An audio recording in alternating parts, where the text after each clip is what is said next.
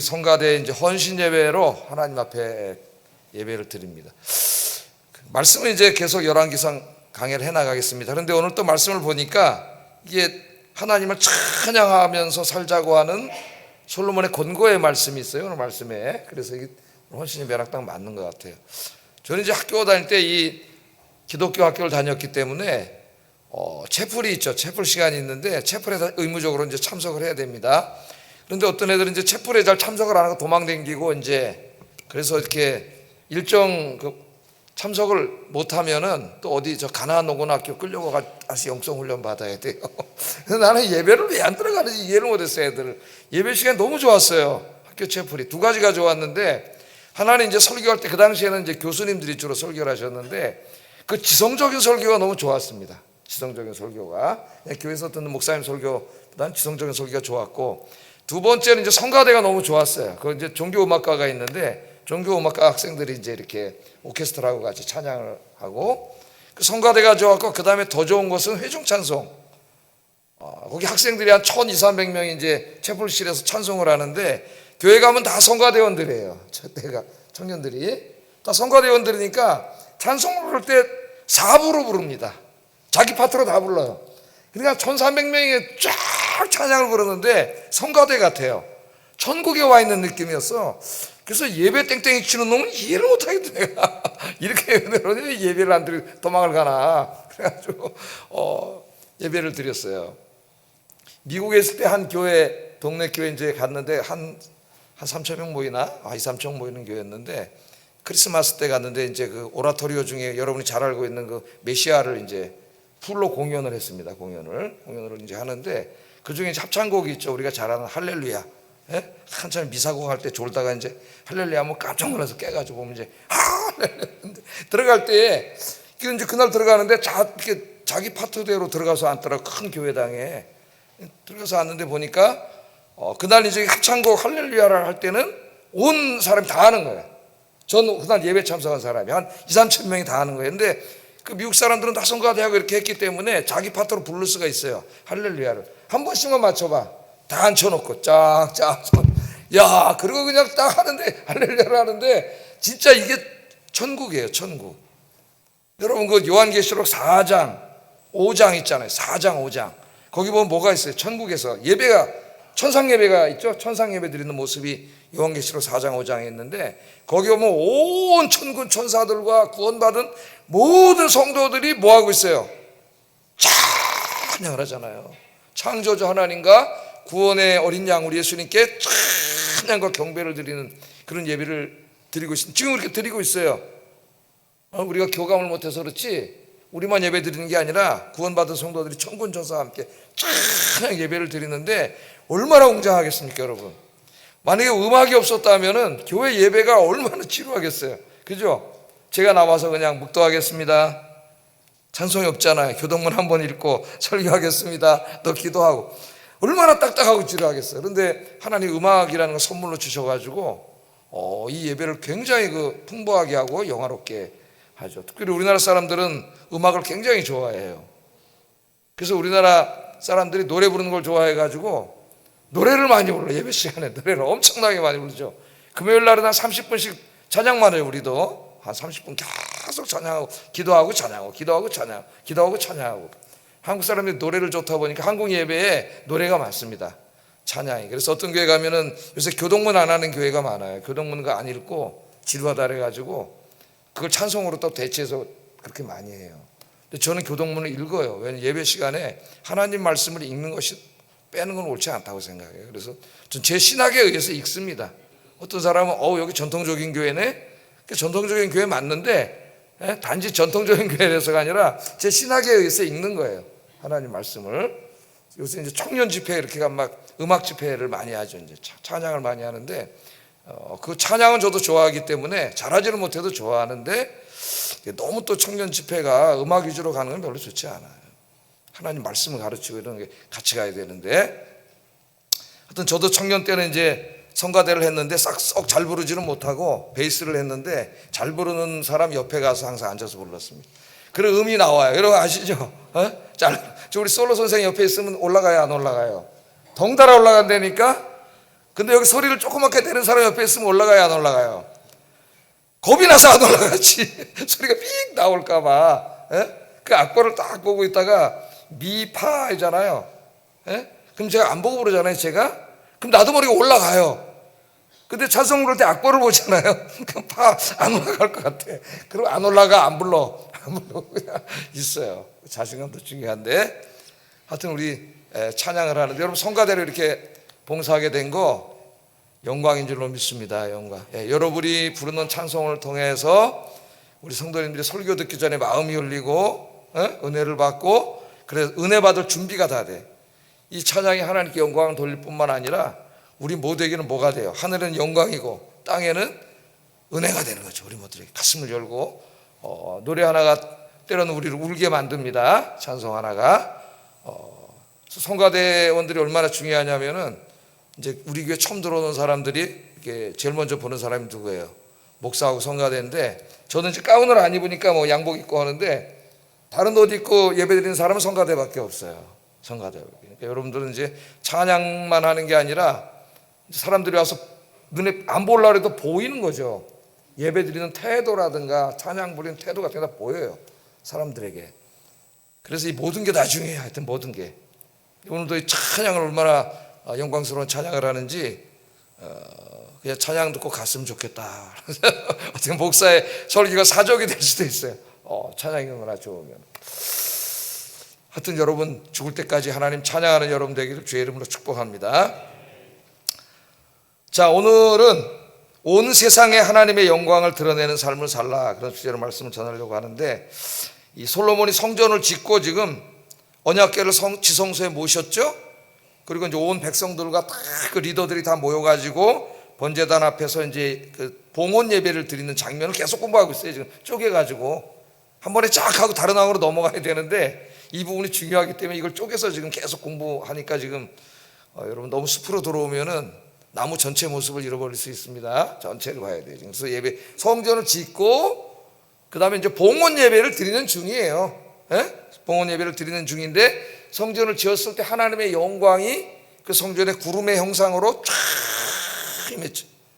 하나님 영광이 가득했어요. 그래서 우리 교회 이렇게 기도하자 그랬죠. 항상 우리가 예배할 때마다 하나님의 영광이 충만한 교회가 되게 해주세요. 지금은 이제 그 영광이 구약시대처럼 보이지 않아요. 인디저블 보이지 않습니다. 구름처럼 보이지 않아요. 그러나 이 성령 충만한 사람은 느끼죠. 하나님의 임재하심을. 여러분 예배 시간에 하나님 임재하심 느낍니까? 하나님의 임재하심을 느껴요. 그래서 이제 솔로몬이 감사해가지고 기도를 했잖아요. 그래서 또 그 기도에 대해서 2번 공부했잖아요. 솔로몬 기도에 나타난 하나님에 대한 신앙 고백, 그걸 공부했고, 지난주에는 7가지 기도에 대해서 공부를 했습니다. 설교한 걸 한 번씩 쭉 제목이라도 한번 다시 보세요. 홈페이지에 들어가서 좀 어디를 가고 있는지 우리가 이제 이걸 해야 되니까. 자, 오늘 본문은 이제 기도를 다 마친 후에 솔로몬이 거기 모인 백성들 앞에서 연설을 한 내용이에요. 연설. 54절 55절 한번 읽어보겠습니다. 54절 55절 시작.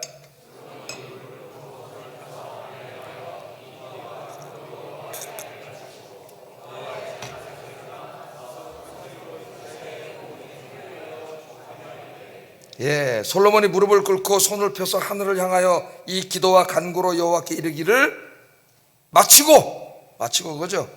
여호와의 제단 앞에서 일어나서 서서 큰 소리로 이스라엘 온 회중을 향하여 축복했단 말이죠. 대통령이 어떻게 연설해요? 국민 여러분, 제가 어렸을 때는 연설을 준비를 많이 했는데 대통령 돼가지고 한번 해보려고 나도 국민 여러분 연설하려고 했어요. 국민 여러분. 그랬더니 하나님 목사가 되게 하셔갖고 성도 여러분. 자, 오늘 솔로몬의 연설을 했는데, 솔로몬의 연설의 핵심은 오늘 본문 읽어보면은 온 세상에 하나님의 영광을 드러내는 삶을 살아야 된다 이겁니다. 하나님의 영광을 드러내는 삶을 살아야 된다. 이스라엘 백성들은 하나님 백성이고 온 세상에 하나님의 영광을 드러내는 삶을 살아야 된다. 여기 우리 교인들이 다 이스라엘 사람들이죠. 영적인 이스라엘. 하나님의 영광을 드러내는 삶을 살자, 이게 연설의 주제예요. 하나님의 영광을 드러내는 삶을 살자. 여러분을 통해서 안 믿는 세상 사람들이 하나님을 믿게 되는 거죠. 하나님을 알게 되고 믿게 되는 게 하나님의 영광을 드러내는 거예요. 온 세상에. 그리고 교회도 어때요? 세상에 빛이 돼가지고 하나님의 영광의 빛을 세상에 비춰야죠. 그래서 어두운, 죄악으로 어두운 세상 환하게 우리 아현교회가 비춰요. 그렇게 비춰야 되는데, 교회가 영적으로 죽으면은 그 어둠을 비추지 못하고, 어떤 교회는 잔악기들이 싸우고 분열하고 그래가지고 교회가 세상의 어두움보다 더 짙은 어두움이 되는 교회도 있어요. 그래서 우리 아현교회는 세상의 어둠을 환하게 비치는 교회가 되기를 바랍니다. 자, 이 연설의 내용, 첫째, 하나님의 영광을 어떻게 드러내느냐. 첫째는 솔로몬이 이제 첫째 우리가 어떻게 하나님의 영광을 드러내야 되느냐. 하나님의 은혜를 기억하고 감사하면서 찬양하자래. 찬양의 예배를 드리자. 찬양의 예배를 드리자. 이게 제일 중요한 거죠, 우리에게. 56절 한번 읽어보겠습니다. 시작.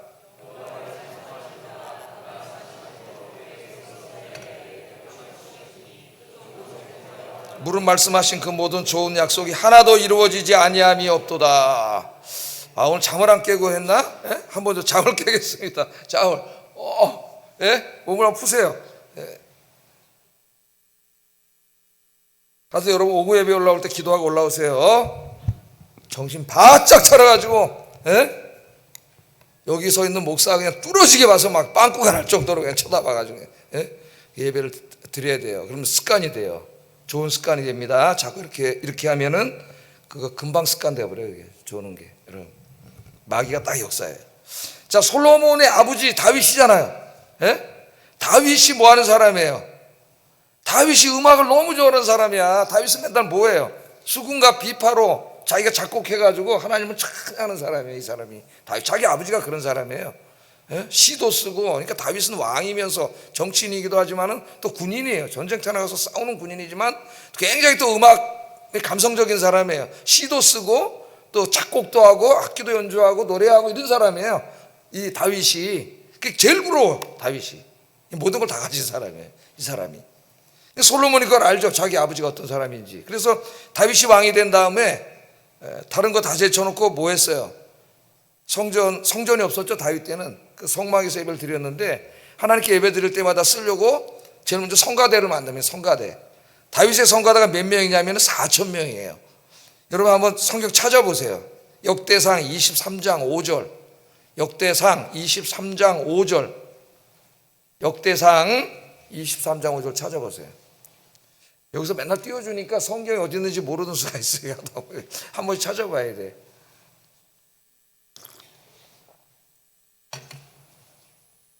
우리 애들이 사자가 어디 사냐 그러면 이제 동물원에 산다 그러는데, 오히려 저 아프리카에 살면 이상해 보이죠, 사자가.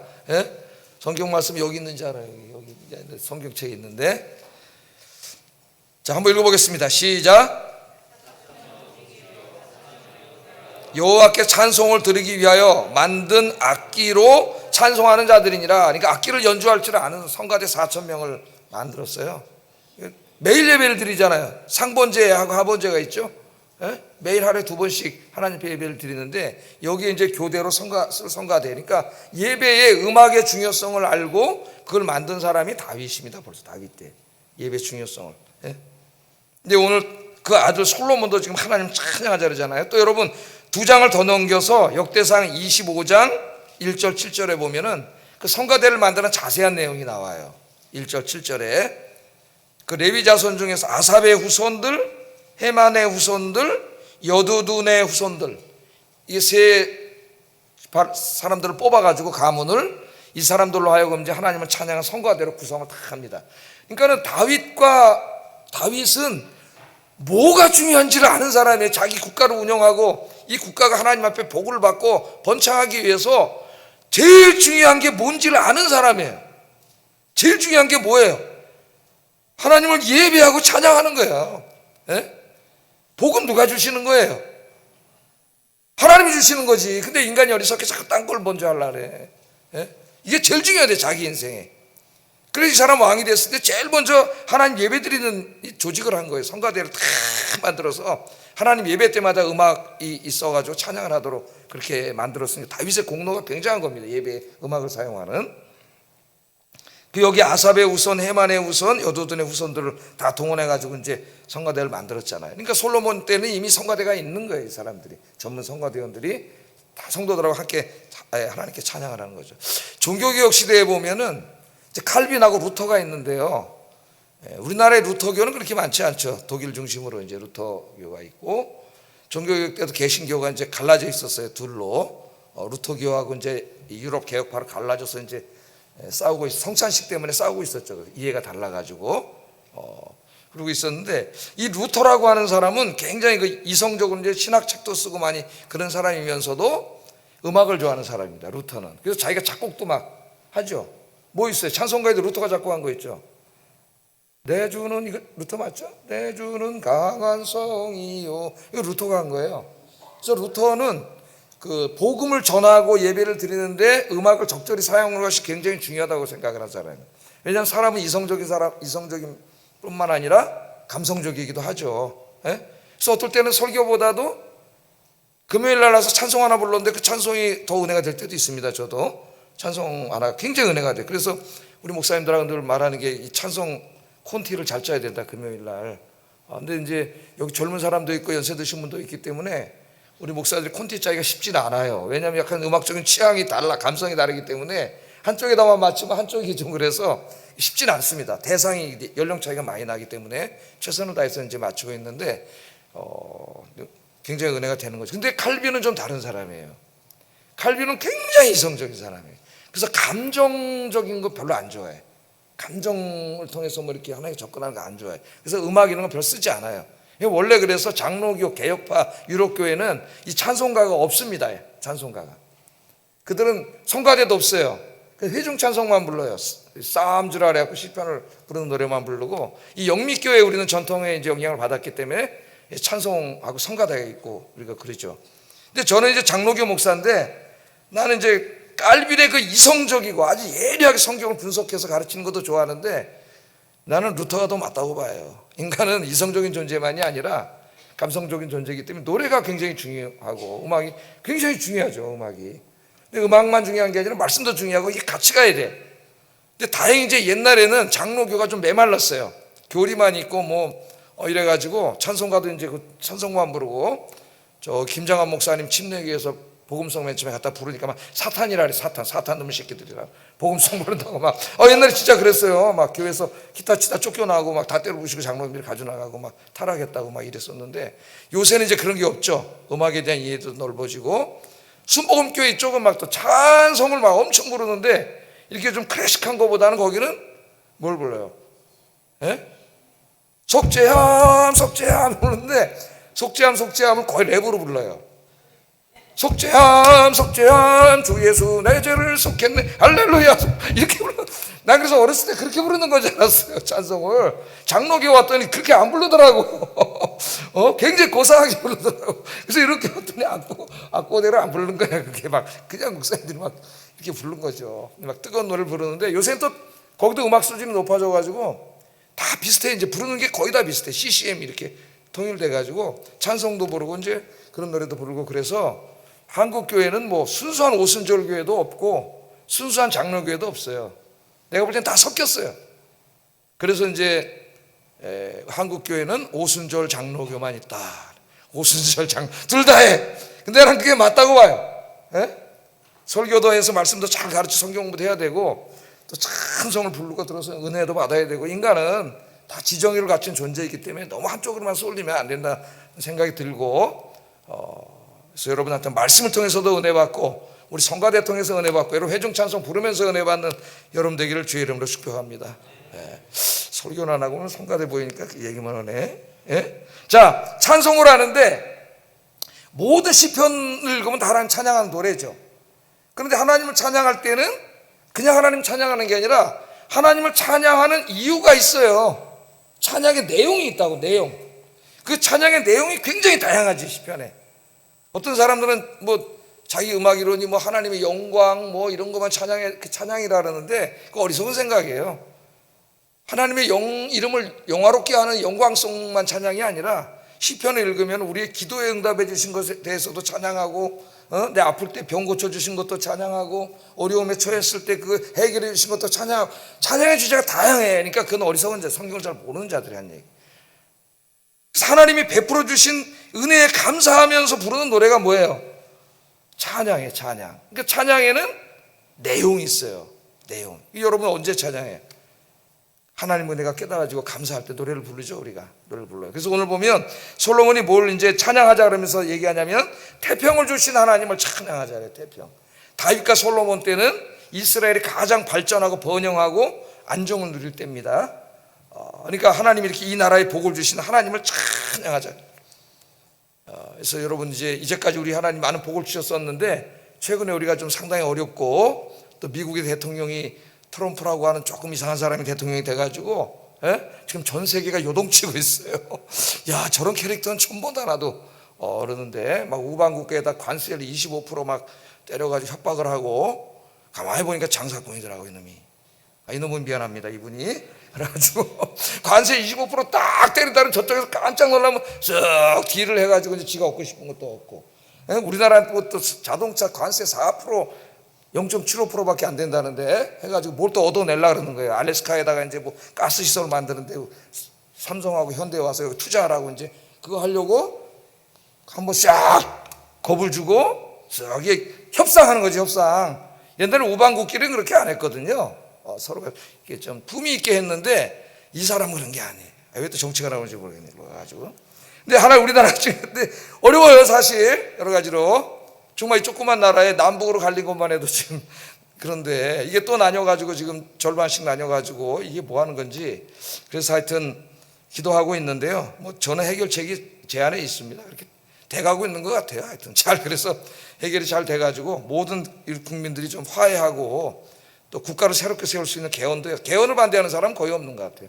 국가의 어떤 그런 기반도 새롭게 해서 좀 이렇게 갈등을 좀 봉합하고 서로 머리를 맞대고 우리 자손들에게 좋은 나라를 물려줘야지. 이거 지금 갈등하고 자꾸 권력만 잡으려고 이런 사람들은 다 퇴출시켜 버려야 돼. 이제 여기서 나라와 민족을 생각하는 사람들. 그렇게 해서 하나님 이 땅에 태평을 주시옵소서 기도하시기를 주의 이름으로 축복합니다. 이제까지 하나님 그렇게 해주셨잖아요. 그거는 우리 어머니 아버지 그 세대가 기도했기 때문에 솔로몬이 기도한 것처럼 태평을 주신 하나님 감사합니다 했는데 이제 우리 세대가 이렇게 못하고 있기 때문에 지금 혼란이 오는 거예요. 여러분 혼란은 하나님 경고예요. 그래서 우리가 정신 차려야 돼. 예? 태평을 달라고 기도해. 그 다음에 또 뭐 찬양했어요? 약속을 이루어주신 하나님 감사합니다 그랬잖아요. 예? 하나님의 약속을 이루어주셔서 감사합니다. 이게 신명기 28장 한번 펴보세요 여러분. 성경책 신명기 28장.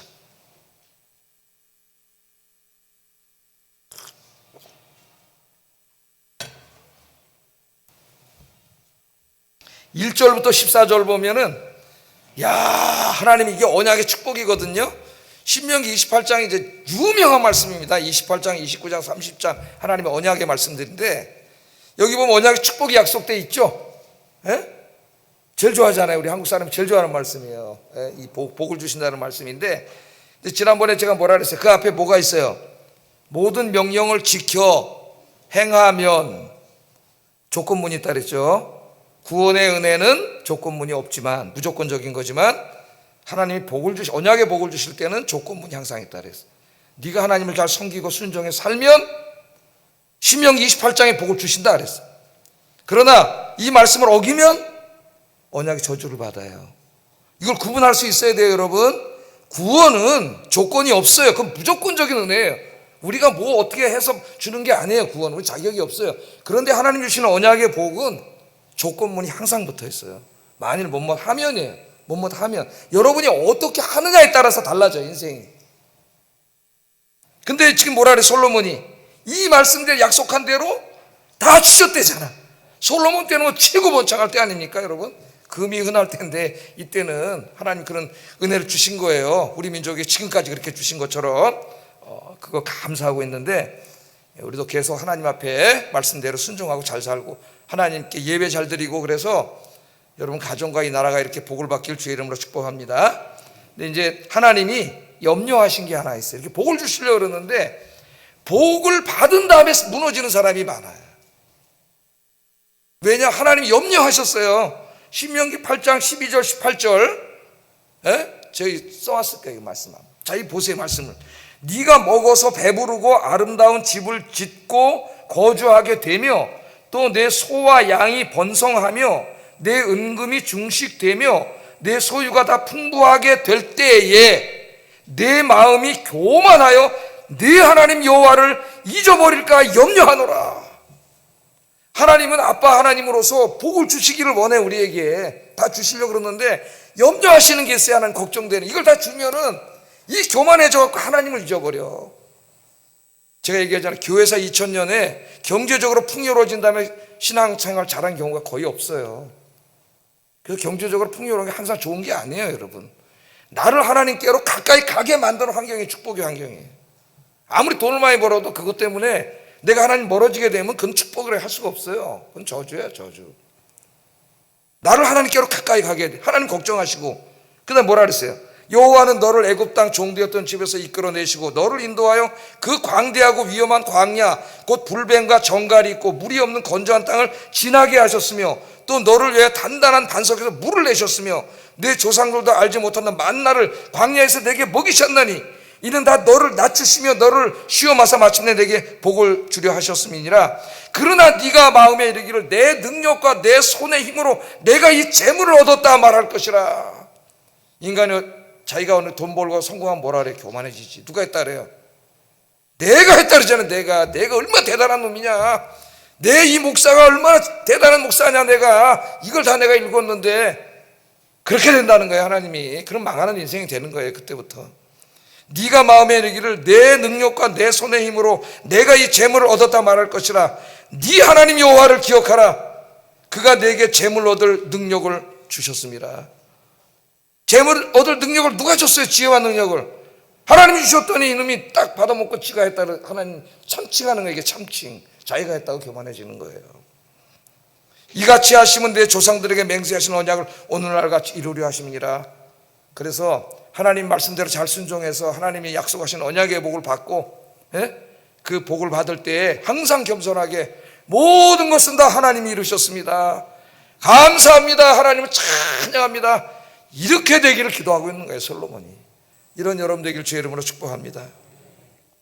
자, 그 다음에 이게 찬송의 제목이 두 가지였고요. 그 다음에 이제 축복을 합니다. 축복을 하는데 하나님의 영광을 드러내는 복 받은 백성들이 되려고 세 가지 축복을 해요. 첫째는 하나님께서 영원히 함께 하시는 백성이 되게 해주세요. 이걸 축복해요. 57절 읽어보겠습니다. 시작.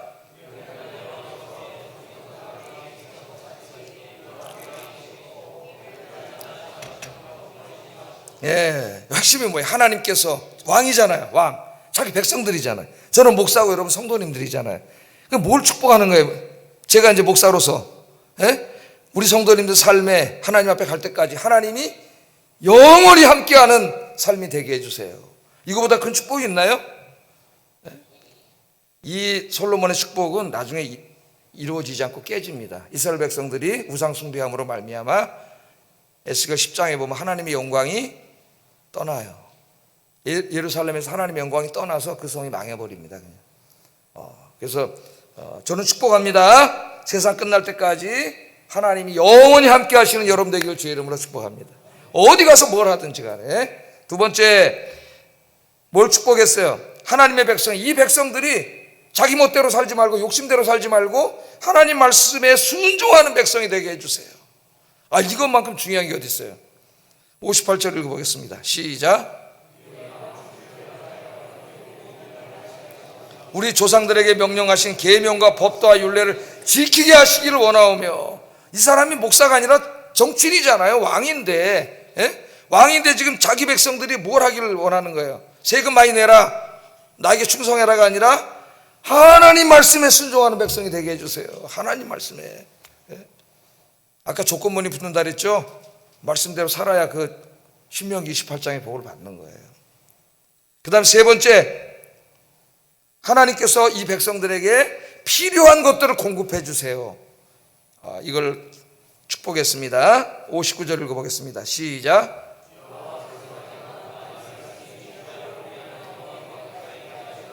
또 주의 종의 일과 주의 백성 이스라엘의 일을 날마다 필요한 대로 돌아보사. 필요한 것, 욕심이 아닙니다. 욕심이 필요한 거, 여러분 사는데 필요한 것, 육신의 몸을 입고 사는데 필요한 것들을 하나님이 공급해 주기를 축복했습니다.